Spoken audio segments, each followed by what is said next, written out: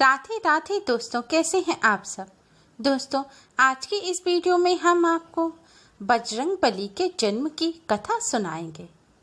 हिंदू धर्म में मर्यादा पुरुषोत्तम भगवान श्री राम के परम भक्त हनुमान जी को संकट मोचन माना गया है। मान्यता है कि श्री हनुमान जी का नाम लेते ही सारे संकट दूर हो जाते हैं और भक्त को किसी बात का भय नहीं रहता। उनके नाम मात्र से आसुरी शक्तियां गायब हो जाती हैं।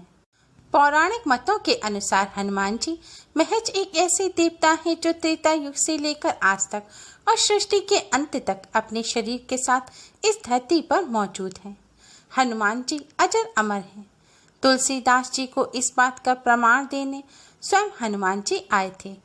धार्मिक मान्यता तो यह भी है कि जहाँ भी भगवान श्री राम की कथा होती है वहाँ हनुमान जी किसी न किसी रूप में विराजमान रहते हैं। चिरंजीवी हनुमान जी के जन्म कथा और जन्म तिथि को लेकर अलग अलग मान्यताएं हैं। एक मान्यता जो उत्तर भारत में अधिक प्रचलित है, उसके अनुसार कार्तिक कृष्ण चतुर्दशी यानी कि छोटी दीपावली के दिन भगवान हनुमान जी का जन्म हुआ था। वाल्मीकि रामायण में इस बात का उल्लेख मिलता है कि मंगलवार के दिन स्वाति नक्षत्र में कार्तिक कृष्ण चतुर्दशी के दिन हनुमान जी का प्राकट्य हुआ था। एक अन्य मान्यता के अनुसार बजरंगबली का जन्म चैत्र पूर्णिमा को मंगलवार के दिन चित्र नक्षत्र व मेष लग्न के योग में हुआ था। हनुमान जी के पिता सुमेरु पर्वत के वानर राजा केसरी हैं और माता अंजनी हैं। हनुमान जी को पवन पुत्र के नाम से भी जाना जाता है और उनके पिता वायुदेव भी माने जाते हैं। महावीर हनुमान जी को भगवान शिव का 11वां रुद्र अवतार कहा जाता है और वे प्रभु श्री राम के अनन्य भक्त हैं। हनुमान जी ने वानर जाति में जन्म लिया। वानर राज केसरी के पुत्र होने की वजह से उन्हें केसरी नंदन के नाम से जाना जाता है और उनकी मां अंजनी है, इसलिए उन्हें आंजनाय भी कहा जाता है। दोस्तों, भगवान श्री राम के परम भक्त बजरंगबली का आज जन्मोत्सव है, यानी कि आज उनका जन्म दिवस है। आज के दिन बजरंगबली के जन्म की कथा सुनने मात्र से ही भगवान श्री राम की असीम कृपा प्राप्त होती है। साथ ही साथ बजरंगबली अपने भक्तों के सभी संकटों को हर लेते हैं। बजरंगबली के जन्म की कथा इस प्रकार है। एक बार देवराज इंद्र की सभा में पुंजक स्थली नाम की एक अप्सरा थी। एक बार जब दुर्वासा ऋषि इंद्र की सभा में उपस्थित थे, तब अप्सरा पुंजक स्थली बार बार अंदर बाहर आ जा रही थी। इससे गुस्सा होकर ऋषि दुर्वासा ने उन्हें पानरी हो जाने का शाप दे दिया। पुंजक स्थली ने क्षमा मांगी तो ऋषि ने इच्छानुसार रूप धारण करने का वर भी दिया। कुछ वर्षों पश्चात पुंजक स्थली ने वानर श्रेष्ठ बिरज की पत्नी के गर्भ से वानरी रूप में जन्म लिया। उनका नाम अंजनी रखा गया। विवाह योग्य होने पर पिता ने अपनी सुंदर पुत्री का विवाह महान पराक्रमी कपि शिरोमणि वानर राज केसरी से कर दिया।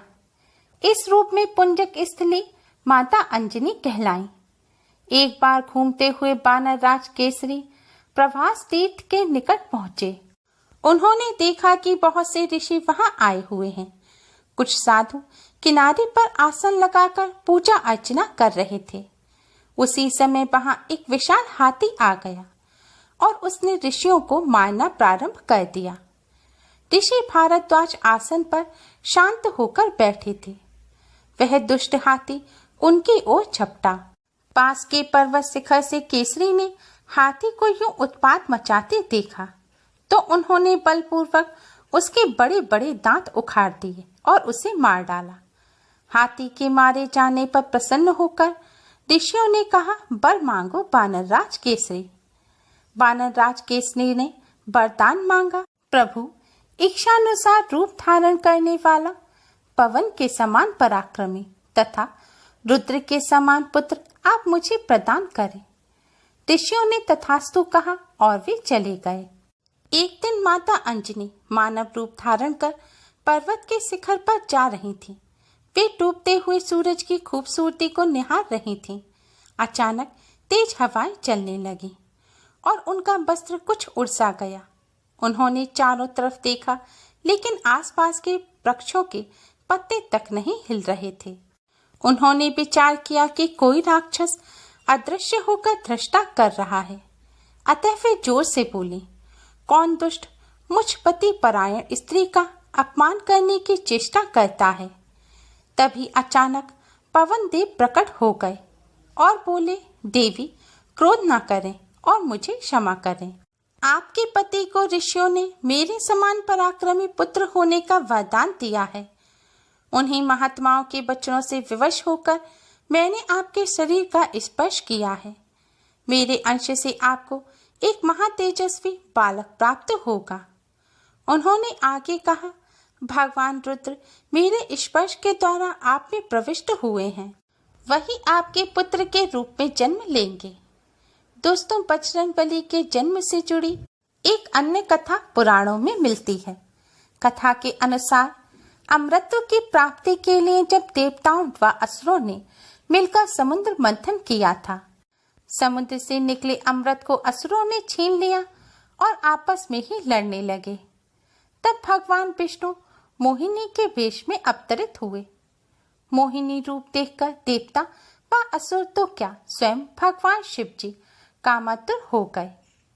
इस समय भगवान शिव जी ने जो वीर्य त्याग किया, उसे पवन देव ने वानर राज केसरी की पत्नी अंजना के गर्भ में प्रविष्ट कर दिया, जिसके फलस्वरूप माता अंजना के गर्भ से केसरी नंदन मारुति संकट मोचन राम भक्त श्री हनुमान जी का जन्म हुआ। बजरंगबली के जन्म की एक कथा रामायण में वर्णित है। इस कथा के अनुसार एक बार माता अंजनी एक जंगल में बैठकर पुत्र प्राप्ति के लिए भगवान शिव की पूजा कर रही थीं। वह हाथ जोड़कर और आंखें बंद करके आराधना में लीन थीं। वहीं दूसरी ओर अयोध्या के राजा दशरथ अपनी पत्नियों के साथ पुत्रेष्टि हवन कर रहे थे। यह हवन पुत्र प्राप्ति के लिए किया जा रहा था। हवन समाप्ति के बाद गुरुदेव ने प्रसाद की खीर तीनों रानियों में थोड़ी थोड़ी बांट दी। खीर का एक भाग एक कौवा अपने साथ उस जगह ले गया जहां मां अंजनी तपस्या कर रही थी। यह सब भगवान शिव और वायुदेव की इच्छा के अनुसार हो रहा था। तपस्या करती मां अंजनी के हाथ में जब खीर आई तो उन्होंने उसे भगवान शिव का प्रसाद समझकर ग्रहण कर लिया। इसी प्रसाद की वजह से हनुमान जी का जन्म हुआ। दोस्तों, हनुमान जी की जन्म कथा में एक जिक्र शिव पुराण का भी आता है, जिसके अनुसार हनुमान जी भगवान शिव के अवतार हैं। भक्तवत्सल भगवान शिव के हर युग में अवतार हुए हैं। मान्यता है कि संसार के उद्धार के लिए भगवान शिव ने कई अवतार लिए हैं। इन्हीं में से भगवान शिव के 11वें रुद्रावतार है हनुमान जी। शिव पुराण के अनुसार भगवान शिव ने खुद अपना अंश पवन देव के जरिए अंजना माँ के गर्भ तक पहुँचाया था। मान्यता है कि माँ अंजना ने अपने पूर्व जन्मों में घोर तपस्या करके भगवान शिव को अपने संतान के रूप में चाहा था। माना जाता है कि भगवान शिव के रुद्रावतारों में बाकी के 10 अवतारों ने मानव शरीर में जन्म नहीं लिया था। सिर्फ बजरंगबली के रूप में भगवान शिव ने धरती पर अवतार लिया था। यह अवतार भगवान शिव ने प्रभु श्री राम की भक्ति और मदद के लिए और राक्षसों के संहार के लिए लिया था। हनुमान जी का शरीर वज्र की भांति बलशाली और मजबूत है, इसलिए इन्हें बजरंगबली कहा जाता है। हनुमान जी को 7 चिरंजीवियों में से एक गिना जाता है। ऐसा कहा जाता है कि वह सभी कला में माहिर है। बुद्धिजीवियों में सबसे विद्वान और वीरों में महावीर हनुमान अपने पराक्रम और विद्वता के लिए प्रसिद्ध है। वह अपने शरीर को चींटी की तरह छोटा भी कर सकते हैं और एक पर्वत की भांति विशाल भी बना सकते हैं। वह एक छलांग में हिंद महासागर को पार करके रावण की लंका तक जा पहुंचे थे। इस प्रकार उनका पराक्रम और उनका ज्ञान चर्चित रहा है। रामायण में वर्णित है कि हनुमान जी का रूप, उनका मुख बानर के समान और शरीर मानव के समान है। शरीर अत्यंत बलिष्ठ और वज्र के समान है। हनुमान जी जनेऊ धारण करते हैं तथा केवल लंगोट प्रयोग करते हैं। मस्तक पर स्वर्ण का मुकुट और शरीर पर कुछ आभूषण धारण करते हैं। हनुमान जी की पूंछ बानर के समान लंबी है और अस्त्र में गदा का प्रयोग करते हैं। बजरंगबली भगवान श्री राम के परम भक्त हैं। बजरंगबली हर वक्त भगवान श्री राम के ध्यान में लीन रहते हैं। हर वक्त राम नाम का जाप करते रहते हैं। प्रभु श्री राम के चरणों में ही अपना ध्यान लगाए रहते हैं। बजरंगबली को प्रसन्न करने के लिए भगवान श्री राम की पूजा अर्चना करनी चाहिए।